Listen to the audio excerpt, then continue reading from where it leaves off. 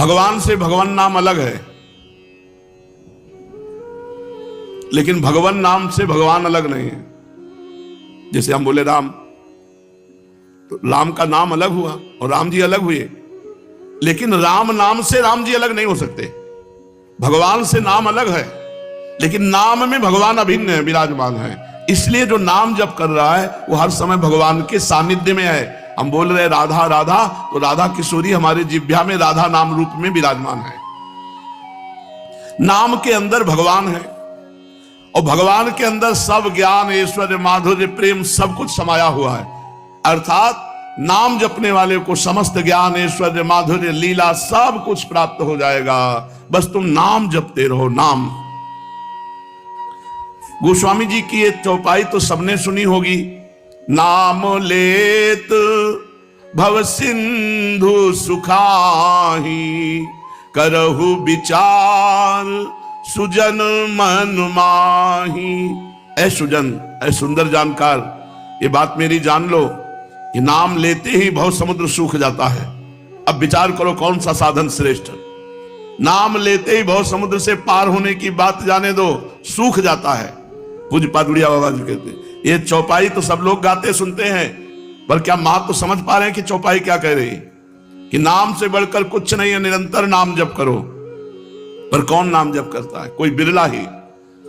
भगवान तो अनंत सौंदर्य की खान है, उनकी ओर मन नहीं जाता। क्यों? क्योंकि तुम नाम जप नहीं करते। नाम जप करो, फिर देखो तुम्हारा मन भगवान के अनंत सौंदर्य में पहुंच जाएगा। अपना पुरुषार्थ केवल इस बात का है कि हम नाम जप करें। भगवत कृपा इसी बात की है कि तुम्हारे में नाम जप करने की रुचि हो जाए। ऋषियों ने ये समस्त साधनों को शोध करके उनका सारांश निकाला। ऋषियों ने समस्त शास्त्रों के साधनों को शोध करके सारांश निकाला। जगत चिंतन छोड़कर भगवत चिंतन करना ही सब साधनों का निचोड़ है। चाहे योग हो, चाहे ज्ञान हो, चाहे भक्ति हो, चाहे कर्म योग हो। संसार का चिंतन छूट जाए और भगवत चिंतन हो, यही सब साधनों का फल है। जगत चिंतन देहाशक्ति, भगवत चिंतन भगवदाशक्ति। भगवत चिंतन करने से ये देह भी दिव्य हो जाता है, देह भी दिव्य हो जाता है।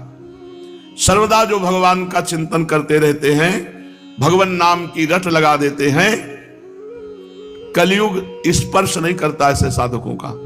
नहीं तो कलयुग के स्पर्श मात्र से बुद्धि भ्रष्ट हो जाती है। कलयुग कर्म न धर्म विवेकु, राम नाम अवलंबने को। कलयुग में धर्म कर्म सब विशेष फलदायी नहीं रह गए, केवल भगवान नाम। कलयुग केवल नाम आधारा, सुमिर सुमिर नर उतरे। केवल भगवान नाम। जो जितना अधिक नाम जप करेगा उतना ही अधिक उसे आनंद की अनुभूति होगी। पहले पाप नष्ट हो जाए। पापों का नाश होने के बाद आनंद मिलता है। इसलिए जब तक नाम जप में तुम्हें आनंद ना मिले तो समझो नाम तुम्हारे पापों को भस्म कर रहा है। जिस दिन पाप नष्ट हो गए उस दिन आनंद में डूब जाओगे। बिना भगवान शंकर की कृपा के हरि नाम में प्रीति नहीं होती, हरि चरणों में प्रीति नहीं होती। अगर किसी की हरि चरणों में प्रीति है तो देवादिदेव महाशंकर ने की आराधना हुई है। पीछे बड़े बड़े महापुरुषों के जीवन चरित्र में पाया गया कि उस शिव आराधन में तत्पर रहे। पूज्य राधा बाबा, नरसिंह मेहता जी, बड़े बड़े महापुरुषों को भगवान शंकर की कृपा से, हरि भक्ति की कृपा से धाम नाम में प्रेम, राधा नाम में प्रेम, राधा धाम में प्रेम। तो जिसको हरिनाम में प्रीति ना हो रही वो भगवान शंकर से प्रार्थना करे, भगवान शंकर की आराधना करे, निश्चित हरिनाम भक्ति उसके हृदय में जागृत हो जाएगी। नाम जागृत हो जाएगा, हरि भक्ति जागृत हो जाएगी। अयोध्या वासियों से भगवान श्री राम बैठाल करके हाथ जोड़ के कहते हैं, और एक गुपुत मत सब ही कहो कर जोरी, शंकर भजन बिना नर भगति न पावई मोरी, जा पर कृपा न करही पुरारी, सो न पाव मुनि भगति हमारी। शिवद्रोही ममदास कहावा, सो नर मोही सपने हूं नहीं भावा। भगवान श्री राम जी के हे अयोध्यावासियों, मैं हाथ जोड़कर सबसे प्रार्थना करता हूं, एक अपने मन की गुप्त बात कहता हूं। भगवान शंकर के भजन के बिना कोई मेरी भक्ति नहीं प्राप्त कर सकता। अगर कोई भगवान शंकर से द्रोह करे और मेरा दास कहलाए तो स्वप्न में भी मुझे वो अच्छा नहीं लगता। जिस पर भगवान त्रिपुरारी महादेव जी की कृपा नहीं होती वो मेरी भक्ति को प्राप्त नहीं होता। इसलिए बाबा भी कह रहे हैं, यदि हरि भक्ति हरि नाम में प्रीति ना हो रही हो तो शंकर जी को एक लोटा जल चढ़ा दिया करो। हर हर महादेव। वो एक चुल्लू जल से, एक बिल्व पत्र से, एक ककौड़ा धाक और धतूर का फल, इतने से ही वो प्रसन्न हो जाते हैं। बड़े औधर दानी हैं, बड़े आशुतोष हैं। जिस व्यक्ति का जिस मंत्र में गुरुदेव ने प्रवेश दिया हो उसी मंत्र का जप करना चाहिए। अन्य जगह से पढ़ लिख के मंत्र जपने से सिद्धि नहीं होती, गुरु के श्रीमुख से कान में सुनने से होती। जो दूसरों की संपत्ति का त्याग करता है, पर स्त्री का दूषित भाव से चिंतन करना त्याग करता है, यथालाभ संतुष्ट रहता है, उसमें बहुत जल्दी नाम जप स्फुरित हो जाता है। मानो ये बात करें कि नाम जप करते हुए यदि नाम जप में प्रीति नहीं हो रही तो ये स्थान देख लो। दूसरे की संपत्ति का अपहरण करना, दूसरे की स्त्री के प्रति दोष दृष्टि रखना, काम आदि भाव, पर निंदा, वैष्णव अपराध, अपवित्र भोजन, अगर इनका त्याग हो जाए तो बहुत जल्दी नाम में रुचि हो। यही जहां दोष हो जाते हैं तो भजन फिर रुचि नहीं रह जाती। तो भजन ऐसे जैसे सूर्य तो है पर कोहरा ढक गया, प्रकाश नहीं हो रहा, तो फिर भजन का प्रकाश नहीं होता। पराई माता बहनों की तरफ काम दृष्टि, अपवित्र भोजन का त्याग, वैष्णव निंदा पर निंदा का त्याग, पराई माता बहनों की तरफ अगर हमारी दृष्टि रहेगी काम की तो हमारे भजन में रुचि नहीं होगी। भजन चाहे घंटा 2 घंटा करो, वृत्ति वहीं पहुंच जाएगी। सदगुरु की कृपा से यदि ये परहेज करते हुए नाम जप किया जाए, सदगुरु प्रदत्त मंत्र नाम, तो बहुत जल्दी सिद्ध हो जाएगा। वो सिद्ध का तात्पर्य होता बिना प्रयास के निरंतर भजन चलना। सदगुरु जो बात बता दें बस उस बात में कभी संशय मत करना, उसको पकड़ लो, पार हो जाओगे।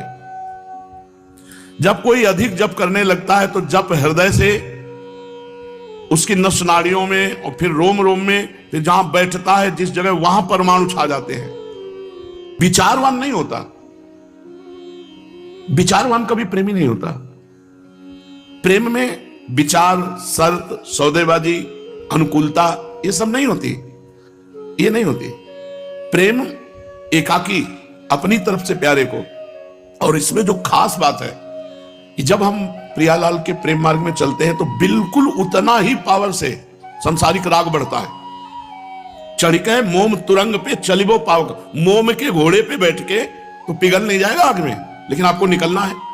चढ़के मोम तुरंग पे चलिबो पावक माही, प्रेम पंथ अति कठिन है सबको निभात नहीं। जैसे घर बार परिवार संसार राग शरीर राग सब त्याग करके वो प्रियालाल के प्रेम में चला। अब अगर उसे प्रेम होगा तो वैसे ही प्रेम होगा जैसे प्रियालाल से, पक्का। वो जी नहीं सकता उसके बिना। चक्रवर्ती सम्राट पद त्यागा, राजा का वैभव कितना होता है। भरत जी महाराज ऋषभदेव भगवान के पुत्र है, अपनी सुंदर रानियां त्यागी, अपने पुत्र त्यागे, सब सुख त्यागा, गंडकी नदी के किनारे एकांत में भगवान का वो चिंतन कर रहे हैं जो अत्यंत दुर्लभ है। भागवत में पढ़ के देख लो, उनको ये भी शुद्धि नहीं रहती कि अगला पूजन में क्या करना है। भगवान की रूप माधुरी में ऐसे बिल्कुल ये ना समझे कि हम ऊंचाई पे चढ़ रहे हैं तो विपक्ष ऊंचाई पे नहीं चढ़ रहा, आपके साथ ही राग भी बढ़ रहा है। अब वो राग कहीं फंसने ना पावे और सीधा मोड़ हो जाए प्रिया प्रीतम को, तो वो है। नहीं तो अगर वो राग हिरन में हो गया तो महाराज जानते हो कैसे, जैसे गोपी जन विरह में नहीं वर्णन करती, अब एक साथ चर्चा हो रही। हे चंद्रदेव, तुम में जो हिरन का चिन्ह दिखाई दे रहा है तुम अत्यंत सौभाग्यशाली हो। हे पृथ्वी, तुम में जो मेरे मृग शावक के चरण चिन्ह बने हैं, तुम अपने हृदय में उन चरण चिन्हों को धारण करने के कारण बड़ी सौभाग्य। भूल गए जैसा भगवान में प्रेम वैसे हिरन में प्रेम हो गया और भगवान का प्रेम ढक गया। एक बार भी रामकृष्ण हरि नारायण कुछ नहीं, वही हिरन, वही हिरन। अंत तो गत्वा हिरन का शरीर प्राप्त हुआ। चढ़ के मोम तुरंग पे। अगर वो किसी से भी प्यार करेगा तो उसके जैसा प्यार करने वाला त्रिभुवन में कोई नहीं होगा, क्योंकि वो त्रिभुवन पति का प्यार जिधर मुड़ेगा तो उधर इष्ट देव के समान ही प्यार करेगा। अब सामने देहाभिमानी जीव होता है, उसको लगता है मैं सुंदर हूं इसलिए प्यार कर रहे हैं, मैं गुणवान हूं इसलिए प्यार, उसका स्वभाव है। और रूपवान हो ना हो, गुणवान हो ना हो, गाली देता हो, अपमान करता हो, वो प्यार करेगा तो ऐसा ही करेगा जैसे इष्ट देव से प्यार करता है। इसीलिए साधक को बहुत बचने की जरूरत है, क्योंकि वो कोई संसारी आदमी नहीं है, भोगी आदमी प्यार नहीं करता, वो केवल भोग पर दृष्टि रखता है। और जो आशिक मिजाज होते हैं इनको और किसी से मतलब नहीं होता, इनकी आसक्ति होती है बिना वो। देखो धनुर्दास जी की, उतने ही बड़े महापुरुष बने जितने आसक्त थे। छाता लेके चलते थे अपनी पत्नी के सामने, उसको देखे बिना जी नहीं सकते थे। तो बाजार सामान लाना है तो अकेले जा नहीं सकते, पत्नी चलेगी, वो पीछे चलेगी तो देख नहीं पाएंगे, तो पत्नी चलती थी ऐसे, आप छाता लेकर ऐसे चलते थे उसे देखते हुए। आचार्य चरण के पास सूचना पहुंची तो बोले तो बहुत काम का आदमी, पूरा समिटा हुआ है, पत्नी में आसक्त, बस मोड़ दे देना है हरि की तरफ। तो जाके पूछे तुम भाई बड़ा उपहास हो रहा है तुम्हारा, बाजार में सब देख के लोग हंस रहे, तुम्हें कोई चिंता? बोले कोई परवाह नहीं। तो बोले ऐसे क्यों चल रहे उल्टा छाता लेके? तो उनका मैं जी नहीं सकता इसके रूप के बिना। मतलब कोई प्रेमी हृदय ये बातें जानता है और तो विनोद में ले लिया जाएगा, लेकिन कोई आशिक मिजाज जो वास्तविक प्रेमी है वो जानता मैं जी नहीं सकता। तो उनका रूप में आसक्त हो, बस इतनी बात है ना। अगर इससे अच्छा रूप हो तो उनका हो ही नहीं सकता। ऐसा कैसे? जे ही रंगनाथ जी सामने छूट गया छाता, छूट गई पत्नी, और बहुत बड़े महापुरुष हुए भगवान श्री रंगनाथ जी के परम भक्त धनुर्दास जी महाराज उनका नाम हुआ। गोस्वामी जी जगह जगह से अपमान तिरस्कार पाया हुआ हृदय, और जब पत्नी आई रत्नावली जी, अपार प्रेम, पूरा का पूरा भगवत प्रेम उनके ऊपर टूट पड़ा। ब्याह के बाद कभी विदा नहीं किया, कहते थे मैं जी नहीं पाऊंगा।